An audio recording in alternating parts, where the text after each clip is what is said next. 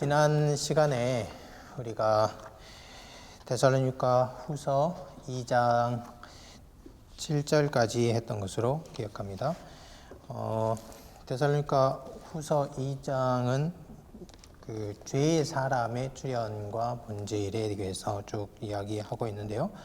이제 데살로니가 후서 마지막 부분을 이제 하고 그 다음에 우리가 데살로니가 후서 3장을 이제 공부하도록 하겠습니다. 오늘 본문 5절을 제가 한번 읽어보겠습니다. 내가 너희와 함께 있을 때에 이 일을 너희에게 말한 것을 기억하지 못하느냐? 여기 보면은 이 일이라는 것은 불법의 사람이 나타나 자신을 모든 신들 위에 뛰어난 자라고 말하고 자기를 하나님이라고 세우는 그 일을 말합니다. 6절에 보면 너희는 지금 그로 하여금 그의 때에 나타나게 하려 하여 막는 것이 있는 것을 아나니 7절에 불법의 비밀이 이미 활동하였으나 지금은 그것을 막는 자가 있어 그 중에서 옮겨질 때까지 하리라 이렇게 말하고 있어요. 지난 시간에 이 막는 것까지 했던 것으로 기억하는 건데요. 그러면 이제 우리가 질문을 할 수 있습니다. 그러면 막는 자가 그 길 중심에서 옮겨진다면 어떤 일이 일어나는가 하는 것입니다. 8절에 보면 그러면 어떤 일이 벌어지냐면 그때에 불법한 자가 나타나리니 주 예수께서 그의 입의 기운으로 그를 죽이시고 강림하여 나타나심으로 피하시리라. 그러니까 여기 나타나시리니 파루시아가 둘이 나와요. 하나는 불법한 자의 파루시아, 그 다음에 예수의 파루시아가 동시에 나오는데 바로 그때, 그러니까 막는 것이 길 중앙에서 그 막는 것의 활동을, 그 불법의 활동을 막고 있는데 그게 그 중간에서 싹 옮겨지면 불법의 활동이 증가할 거 아닙니까? 증폭하는데 이때 불법한 사람이 나타납니다. 이때 나타나면은 그걸 그대로 두면 온 우주가 불법한 자의 활동과 불법한 자의 악과 어두움으로 뒤덮일 겁니다. 그런데 그 순간에 그리스도께서 오실 것이다. 그렇게 이제 말하고 있는 것이죠. 자, 이 데살로니가후서 2장 8절을 보면 막는 자가 중앙에서 제지하고 있는 현재 상황을 말하고 있고 이것을 옮기면 불법의 비밀이 한 인격체로 집중하여 마치 댐이 터지듯이 모습을 드러낼 것이다 하고 말하고 있습니다. 그러면 세상은 끔찍한 악으로 뒤덮이게 될 것이 뻔합니다. 그러나 온 창조 세계가 악으로 녹고 그리고 이 악에 삼켜지는 일이 일어나지 않습니다. 왜냐하면 바로 그때 주님이 나타나시기 때문입니다. 나타나셔서 어떤 일을 하시는가? 그 입의 기운으로 그를 죽이시고, 다시 말하면 불법한 자를 죽이시고 강림하여 나타나심으로 패하실 것이다. 그렇게 말합니다. 여기서 강림하여 나타나심으로 라는 말을 지역을 해보면요, 그의 파루시아의 현현으로 그렇게 번역할 수 있어요. 그리스도의 오심, 그것이 오심이라는 이동, 그리고 이동뿐만 아니라 감춰졌던 것이 드러나는 그런 일이 있다는 것이죠. 즉 오심의 측면뿐만 아니라 그분의 영광과 거룩, 악에 대한 심판이, 진노와 심판이 구름이 비껴날 때 태양빛이 뿜어져 나오듯이 드러날 것이다 하는 말입니다. 데살로니가후서 1장 10절에서 말한 파루시아의 영광스러운 면과 약간 다른 측면입니다. 여기서는 파루시아의 군사적 측면입니다. 바울이 주님께서 오셔서 우주적 죄와 악을 멸하는 일을 이제 행하실 것을 예견하고 있는 말씀이라고 볼 수 있습니다. 주님의 파루시아의 현현으로 불법의 사람이 멸망합니다. 이 멸망에는 세 가지 특징이 있는데요. 자, 세 가지 특징인데 잘 기억해 오십시오. 이게 중요합니다. 첫 번째는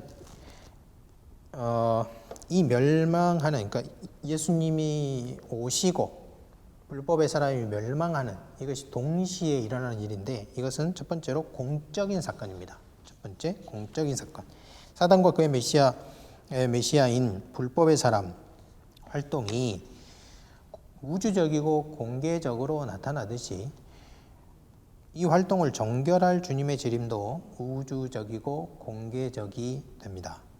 이 사건은 온 인류에게 공적으로 드러날 것입니다. 만약에 그렇게 되지 않는다면 불법의 사람 활동을 완전히 저지할 수가 없고 악을 완전히 해결할 수가 없게 되겠죠. 따라서 어느 한 사람이 이미 이뤘다, 이미 지나갔다 할 수 있는 그런 성격의 사건이 아닙니다. 그러므로 예수님은 복음서에서 다음과 같이 말씀하셨어요. 누가복음 17장 24절에 보면 번개가 하늘 아래 이쪽에서 번쩍이어 하늘 아래 저쪽까지 비침같이 인자도 자기 날에 그러하리라. 인자 곧 예수님께서 오시는 날에 어떻게 되느냐, 번개가 이쪽에서 번쩍하고 치면은 저쪽에서 다 보이듯이 그렇게 공개적으로 나타날 것이다 하는 점입니다. 파루시아가 전 우주의 공개적이며 공적인 사건인 만큼 불법의 사람의 멸망도 공적이고 공개적인 사건이 됩니다. 이것이 첫 번째입니다. 다시 말하면 주님의 파루시아와 불법의 사람의 멸망은 공개적인 사건이 될 것이다 하는 점이에요. 두 번째는 불법의 사람의 멸망은 즉각적이고 최종적인 멸망이 될 것이다 하는 점입니다. 주님의 재림 후에 불법의 사람의 활동을 다시 생각할 수 없기 때문입니다. 자, 바울은 이렇게 파루시아를 증명함으로써 데살로니가 교인들에게 복음 안에 거하며 믿음에 흔들리지 않도록 충분한 근거를 제공하고 있는데, 우리가 믿음에 흔들리지 않을 충분한 근거가 있다는 사실을 보여주는 것입니다. 자, 바울에 따르면 어떤 시험할 수 있는 리트머스 종이 같은 게 있어요. 뭡니까? 이런 우주적인 규모의 악과 활동이 구체적인 한 인물에 집중되어 나타나기 전에는 주님의 날이 이르지 않는다, 그렇게 말하고 있어요. 나아가서 주님이 오셔서 불법의 비밀, 곧 죄의 사람을 멸망시키는 일이 공개적으로 일어난다. 만약 이것이 공개적으로 일어나지 않았다면 주님의 날이 이르지 않은 것이다, 그렇게 말하고 있습니다. 바울은 여기서 불법자가 나타나고 주님이 오셔서 그를 멸망시키는 일이 있기 전으로 다시 한번 돌아가는데요. 여러분 잘 보시면은 이거는 일종의 문학적인 전략입니다. 첫 번째로 2장 7절을 보시면은 불법의 비밀이 이미 활동하였으나 지금은 그것을 막는 자가 있어서 그 중에서 옮겨질 때까지 하리라. 그러니까 옮겨질 때까지로 우리의 시선을 옮기는 것이죠. 그래서 옮기면 갑자기 우주적 규모의 악이 증가하고 바로 그때 주님의 파루시아의 현현이 있을 것이라고 이제 말하고 있습니다. 이건 두 가지가, 그러니까 불법의 악이 증폭하고 또 주님이 오셔서 이거를 막는, 이것을 멸망시키는 일이 극적인 대조를 하기 위해서 진술 순서를 도취한 것이죠. 그래서 먼저는 쭉 이렇게 한꺼번에 전체 그림을 그리고 있고, 두 번째 재림 직전으로 다시 돌아옵니다. 바울은 불법의 사람과 사단에 속한 사람들의 상태가 어떠한지를 그 뒤에 1장 11절에서 12절에 다시 말하고 있는데요. 그러니까 그것은 1장 7절 전에 있는 일이죠, 시간적으로 보면. 그래서 이런 구절을 자주 사용하는데요. 사용하는데 먼저 종말에 관한 이야기를 처음에 거시적으로 하고, 그 다음에 그 재림 직전에 있을 일로 다시 돌아와서 현재부터 재림까지를 다시 말하는 그런 방식입니다. 바울은 불법의 사람과 사단에 속한 사람들의 상태가 어떤지 묘사하고 있는데 11절과 12절에서요. 이것은 13절부터 15절까지 이어질 신자들의 상태와 극적인 대조를 이룹니다. 그러니까 두 가지 대조가 이루어지고 있는, 첫 번째 전망에서는 그리스도의 파루시아와 불법의 사람의 멸망이 대조를 이루고 있고, 두 번째 이쪽 다시 회귀해 가지고 왔을 때는 신자와 불신자의 극적인 대조가 이루어지고 있어요. 그러면 다시 9절과 10절에 집중해 보도록 하겠습니다. 그러면 이 불법한 자가 어떻게 활동하는가 하는 점을 말하고 있는데요. 불법의 사람 활동과 사단의 활동을 구별해야 합니다. 자, 9절과 10절 한번 우리 같이 읽어보도록 하겠습니다. 악한 자, 시작. 악한 자의 나타남은 파루시아는 사단의 활동을 따라 모든 능력과 표적과 거짓 기적과 불의의 속임으로 멸망하는 자들에게 있으리라. 이는 그들이 진리의 사랑을 받지 아니하여 구원함을 받지 못함이라. 자, 여기서 악한 자라고 번역된 말은 본래요 관계 대명사 소유격인데요. 데살로니가후서 2장 8절에서 호아노모스를 가리키는 말이에요. 그러니까 호아노모스, 그러니까 불법한 자를 받아서 관계 대명사로 연결해서 지금 이 문장이 시작되고 있는 것이죠. 이 표현은 2장 7절의 불법의 비밀 활동 다음에 나타나죠. 따라서 호아노모스, 즉 불법한 자란 존재는 어떤 존재인데 그 안에 죄와 불의가 집중되어 있는 존재를 가리킵니다. 그러므로 죄의 덩어리, 불법 덩어리, 불법이 인격화된 자라고 번역할 수 있어요. 바울에 따르면 이 불법의 비밀은 거기 보니까 사단의 활동을 따라, 그러니까 사단의 활동에 상응하여 그렇게 행동합니다. 다시 말해서 이 불법한 자는 사단의 도구요, 그의 뜻을 실행하는 인간기관인 것이죠. 그런데 사단의 도구요, 인간적 기관인 이 불법의 비밀이 어떻게 활동을 하는가? 그것은 두 가지로 나타나요. 첫 번째는 악한 자는 파루시아 형태로 나타납니다. 거기 이렇게 나와 있죠. 9절에 악한 자의 나타남은 이렇게 되어 있는데요. 헬라어로 번역해 보면 파루시아는 이렇게 되어 있어요. 그러니까 이 악한 자는 파루시아 형태로 나타난다는 것입니다. 이게 첫 번째고요. 두 번째 활동은 악한 자의 파루시아는 모든 능력과 표적과 거짓 기적과 불의의 속임으로 구비된 사역입니다. 이게 재밌는 거예요. 모든 능력, 표적, 기적, 그리고 불의의 속임. 악한 자의 활동은 기적적이고 초월적인 어떤 역사가 동반되는 그런 사역이다 하는 점을 가리킵니다. 그러므로 이 불법의 사람의 미래의 나타남, 그리고 그가 어떻게 활동할 것인가 하는 이 활동은 참 메시아의 활동과 매우 유사한 모습을 갖고 있어요. 그래서 참 메시아와 유사 메시아와 계시록 13장에 나오는 짐승이 하나의 개념으로 일관성을 갖고 있습니다. 그럼 메시아는 누구를 대표하는가? 누구를 대신해서 활동을 하는가? 메시아는 예수님인데 하나님께서 보내셔서 하나님이 일을 하는 사람이죠. 이렇게 메시아 사역을 할 때 기적이 동반되고 초자연적 현상들이 동반이 됩니다. 이 기적들은 특별히 택자들을 향한 것입니다. 그런데 오늘 여기 데살로니가후서 2장 9절에 보면 9절 10절에 보면 사단이 있는데 그 사단의 메시아라고 부를 수는 없으나 어떤 대리자인데 불법의 사람이라 불렀어요. 메시아와 비슷한 존재예요. 왜냐하면 사단을 따라 활동하는 사람이기 때문에 그렇습니다. 그런데 이 활동을 하는데 그냥 인간의 시공간상에서 일상에서 하는 그런 활동이 아니고 기적이 동반돼요. 표적, 능력, 기적이 동반이 돼요. 그런데 특징이 무엇이냐면 다 거짓과 불의로 점철이 되어 있다는 것입니다.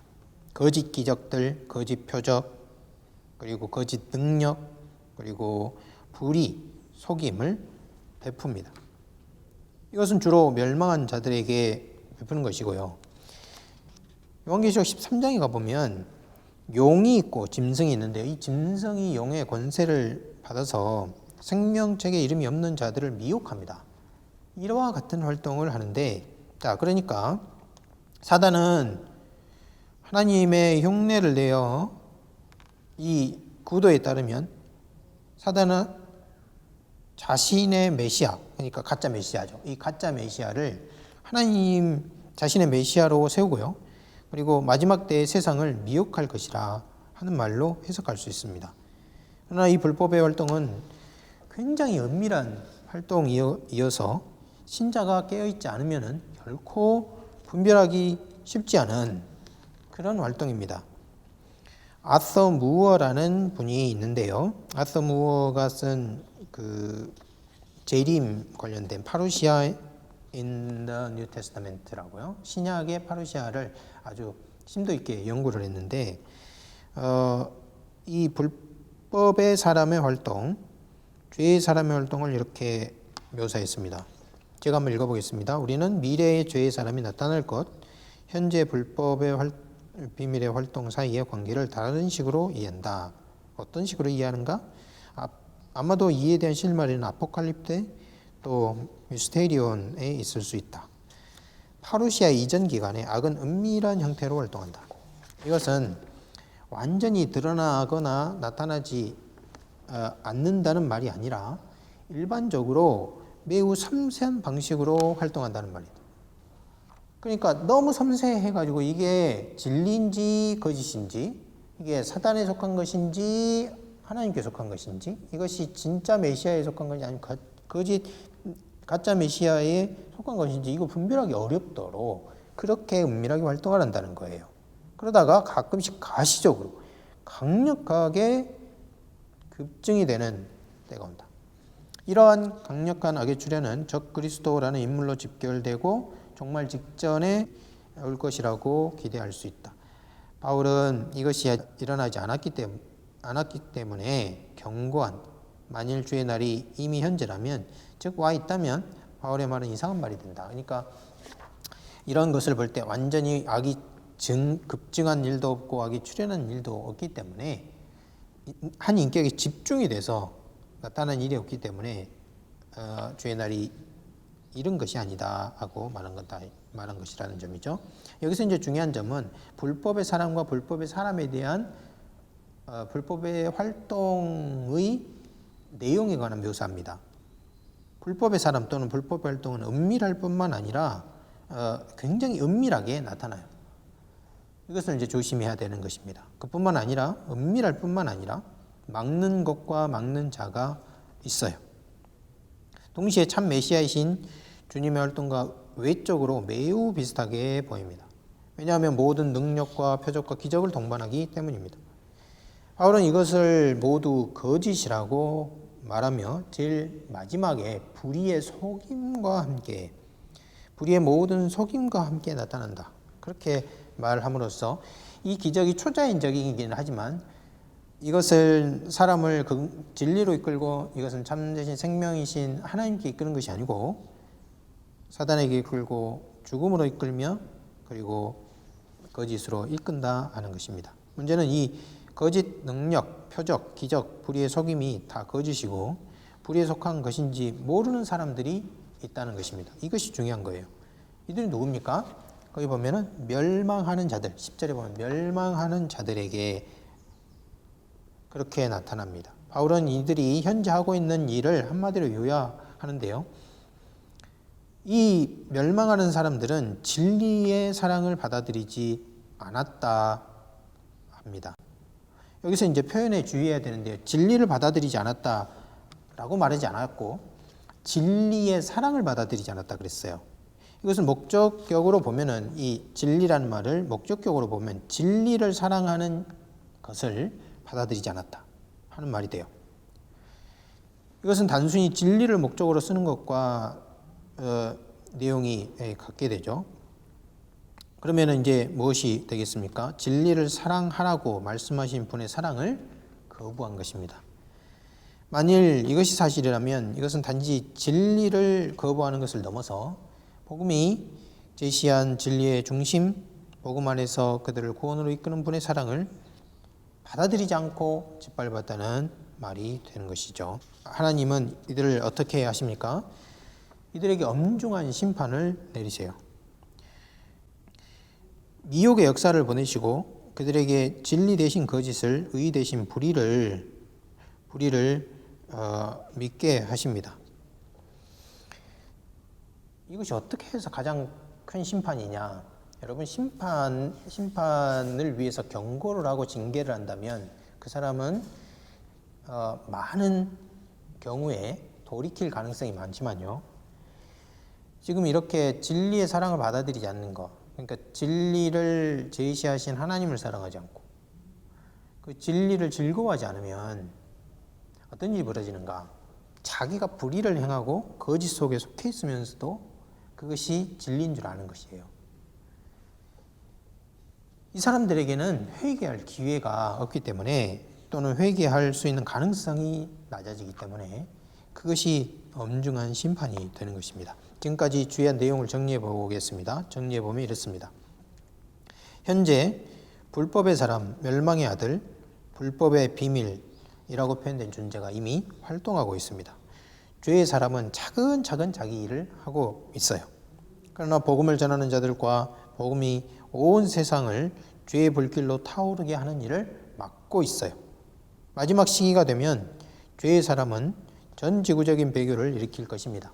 멸망을 향해 가고 있는 자들은 사단의 역사를 따라 불법자가 행하는 거짓 능력, 거짓 기적, 거짓 표적, 불의의 속임수를 따르고 복음 안에 계시된 진리를 거부하고 복음으로 그들을 부르시는 하나님을 받아들이지 않으며 그분의 사랑을 받아들이지 않게 됩니다. 불의를 더 기뻐하게 될 것입니다. 이 운동이 정점에 이르렀을 때 막는 자가 이 운동의 한복판에서 옮겨질 것이고요. 그러면 죄의 사람이 우주적 악과 죄가 집중된 인격체로 나타날 겁니다. 그러나 이 죄의 덩어리가 모습을 드러내면 주님이 오십니다. 그분의 파루시아의 영광 속에서 그분의 이 기운으로 이 불법자를 멸망하게 하실 것입니다. 이상으로 바울은 주제 제시부에서 제시했던 첫 번째 부분, 즉 파루시아를 증명했고요. 다음으로는 바울이 우리가 그에게 종말론적 그를 중심으로 종말론적 회합을 할 것이다, 이렇게 이제 말했는데 그것을 증명하는 것입니다. 이 내용을 2장 13절부터 15절까지 말하고 있습니다. 우리 같이 2장 13절부터 15절까지 한번 같이 읽어볼까요? 그러나, 여러분 핸드아웃에 있습니다. 그러나, 시작. 그러나 주의 사랑하시는 형제들아, 우리는 항상 너희를 위하여 하나님께 감사할 의무가 있노라. 이는 하나님이 처음부터 너희를 택하사 성령의 거룩하게 하심과 진리를 믿음으로 구원을 얻게 하심이니, 이를 위하여 우리 복음으로 너희를 부르사 우리 주 예수 그리스도의 영광을 얻게 하려 하심이니라.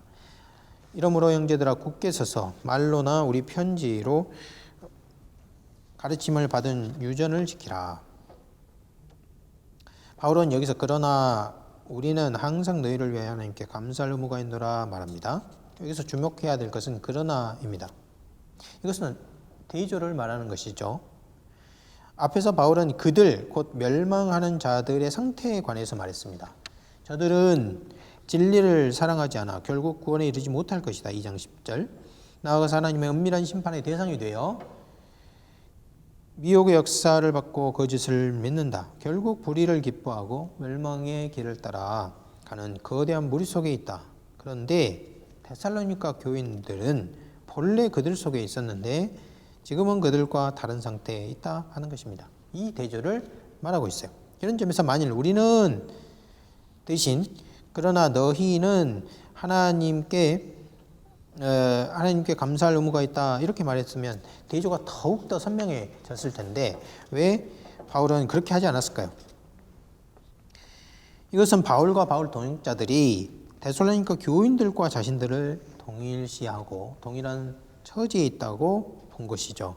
바울은 저들과 함께 기뻐하고 저들과 함께 하나님께 감사하고자 한 것입니다. 그러면 바울은 데살로니가 교인들과 함께 하나님께 감사하는 이유가 무엇입니까?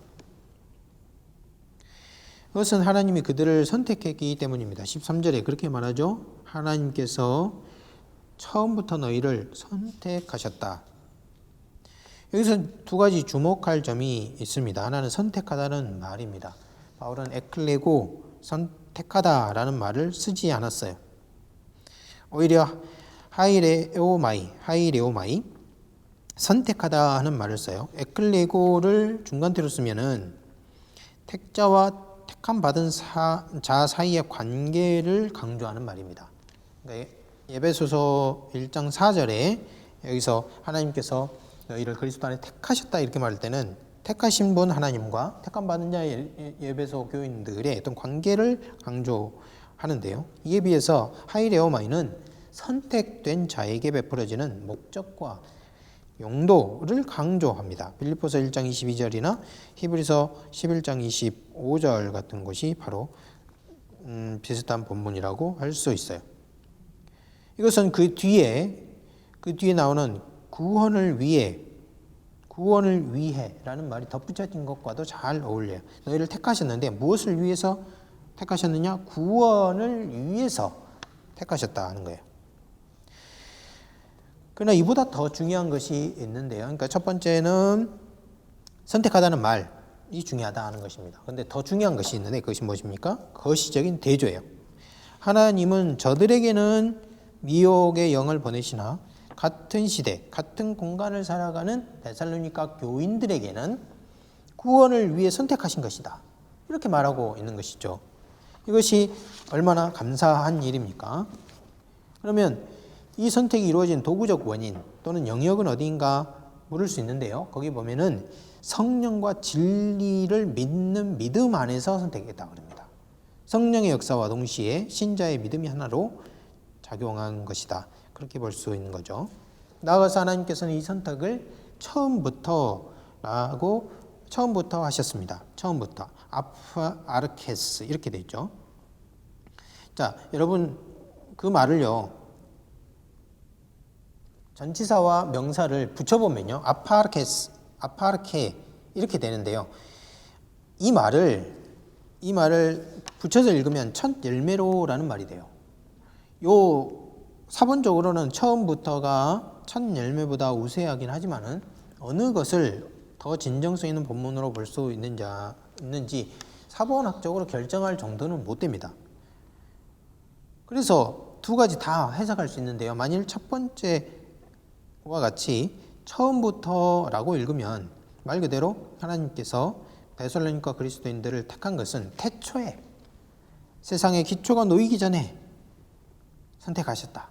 그러니까 그 시점이 창세 전으로 소급할 수 있다. 그런 말이 돼요. 몰렌베르그라는 주석가는 이것을 데살로니가 그리스도인을 믿고 세례를 받는 순간부터라고 해석하지만 아파르케스는 너무나 정형화된 문구여 가지고 특별히 신학적 편향이 없는 한 달리 해석하기가 어렵습니다. 그러니까 세례 시부터 그러니까 그때부터 거듭난 존재가 시작된다고 보는 것이니까요. 그렇게 이제 해석하는 것인데 그게 아니라 그 시점이 태초부터 이렇게 선택한 것이다. 이렇게 봐야 된다는 것이죠.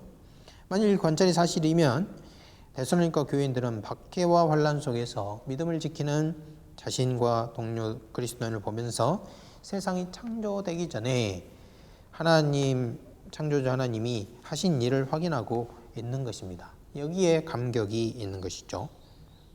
이것이 첫 번째로 하나님 선택하셨는데 처음부터 다시 말하면 태초부터 선택했다는 해석입니다.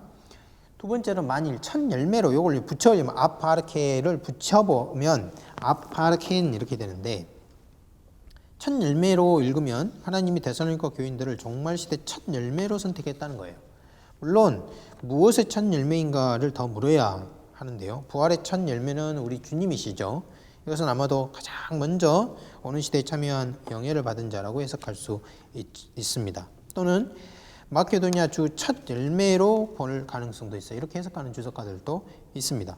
만일 이 관찰이 사실이라면 바울은 데살로니가 교인들에게 일종의 어떤 거대한 그림을 보여주고 있는 겁니다. 그들이 박해와 혼란 속에서 종말론적 거대한 추수가 시작되고 저기 주님 오실 날을 바라보는 자리에 서 있는 바로 그 사실을 가리키고 있는 거죠. 만일 바울이 미래로 눈을 돌려 파루시아의 데살로니가 교인들이 받을 구원을 염두에 뒀다면 첫 열매로가 더 적절했을 것입니다. 반면 만일 바울이 과거로 눈을 돌려 전 시대를 보고 파루시아의 반대 극점과 구원의 시원을 염두에 뒀다면 처음부터가 더 나은 읽기였을 것입니다. 그러나 이들 중에 어느 것이 더 나은 해석인지 판단을 내리기가 어렵습니다. 또한 하나가 다른 하나를 배제하지도 않기 때문에 두 해석 모두 훌륭한 해석이라고 볼 수 있습니다. 우리말 번역은 첫 번째, 처음부터, 태초부터 이렇게 번역을 했고 그렇게 이해하고 있습니다. 바울은 이렇게 선택하신 목적이 있을 텐데 그 목적을 이렇게 말합니다. 하나님이 우리가 전한 복음을 통해 너희를 부르사 너희가 우리 주 예수 그리스도의 영광을 상속하게 하기 위함이다. 영광을 상속하기 위함입니다. 이 영광은 그럼 어떤 영광입니까? 첫 번째로 파루시아 때 그의 거룩한 천사들에게서 받는 영광입니다. 그리스도께서 창조주와 구속자로서 다시 오실 때 드러내실 영광을 말하는 것이죠. 동시에 파루시아로 완성될 하나님의 나라의 영광이라고 볼 수 있어요. 바울은 하나님이 그들을 부르신 목적을 획득함 안으로 들어가게 하셨다 그렇게 말하는데 여기서 두 번째 주제 증명의 처음과 끝이 맞는다고 볼 수 있어요. 처음에는 우리가 그에게 파루시아시 회합하는 것에 대해서 2장 1절에 말했는데 끝은 뭡니까? 그리스도의 영광을 상속하는 것 이렇게 말한 것이죠. 이렇게 말한 후에 바울은 증명을 마무리합니다. 그러므로 2장 15절 그러므로 너희는 서서 우리 말로나 편지로 가르침을 받은 전통을 굳게 붙잡으라. 데살로니가 교인들은 그 짧은 시간에 위조 말, 위조 편지에 시달렸습니다. 그러나 그들에게는 이미 전통, 다시 말하면 전에 받은 고정된 체계가 있었다는 것입니다. 이것은 세 가지 사실을 알려줘요. 첫 번째, 복음 전파가 단순히 사람과 사람의 일이 아니라는 사실을 드러냅니다. 인간 영혼의 두 가축장을 지금 말하고 있어요. 여기에는 보통 사람이 이해할 수 없는 힘든 일들이 끼어들죠. 두 번째는 초대교회의 분별과 판단 역량의 크기를 보여줍니다. 바울은 데살로니가 교인들이 무엇이 진짜 영이고 무엇이 진짜 말이며 무엇이 진짜 편지인지를 판별할 수 있다고 생각했어요. 세 번째로는 바울이 전한 복음의 완전성입니다. 바울은 회심 후 사도로 로마 세계에 나타나는 순간부터 한 번 말하면 수정이 필요 없는 진리를 말합니다. 그래서 전통이 되는 것이죠. 이것은 수많은 발전 이론이 얼마나 현실과 거리가 먼지를 보여준다고 할 수 있습니다. 바울은 두 가지 증명을 마치고 이제 결론부로 넘어가는데요. 이 결론부에서 기도합니다. 그러나 우리 주 예수 그리스도와 우리를 사랑하시고 영원한 위로와 좋은 소망을 은혜로 주신 하나님 우리 아버지께서 너희 마음을 위로하시고 모든 선한 일과 말에 굳게 하시기를 원하노라 하고 있습니다. 삼위일체 하나님께서 영원한 위로와 선한 소망을 주시기를 말하고 있습니다. 헬라 사회와 인류가 찾고 있던 최고선이 다 집결한 개념인 것이죠. 선만이 아니라 선한 소망, 소망만이 아니라 위로만이 아니라 영원한 위로가 지금 그들에게 주어지기를 간구하고 있어요. 어떻게 주십니까? 은혜로 주십니다. 우리 편에서는 아무것도 요구하거나 받을 자격이 없다 하는 것입니다. 바울은 삼위일체 하나님을 잘 알고 있어요. 그분은 은혜롭고 자비롭고 노하기를 더디하시며 인자와 긍휼이 많으신 분이시죠. 그런데 이 하나님을 들어서 말하지 않고 그는 우리를 사랑하시고 영원한 위로와 소망을 은혜로 주신 분이라고 말합니다. 그리스도 안에서 하나님이 어떤 분이신지 얼마나 가까워졌고 얼마나 아버지와 같은 분이신지를 잘 보여주는 구절이라 볼 수 있습니다. 그분에게 무엇을 구합니까? 위로를 구합니다. 영원한 위로를 주셨던 분이 이제 위로하시기를 바라는 것을 바라면서 기도를 마치고 있습니다. 데살로니가 교인들이 박해와 환난을 당하고 믿음을 저버리지 않고 견딜 때 너희의 마음을 위로하시고 그리스도의 품격을 지켜 모든 선한 일과 말에 강하게 해주시기를 바울이 간구하고 있습니다. 이렇게 해서 데살로니가 후서 2장을 마쳤고요. 잠시 쉬었다가 데살로니가 후서 3장을 간단하게 살펴보도록 하겠습니다.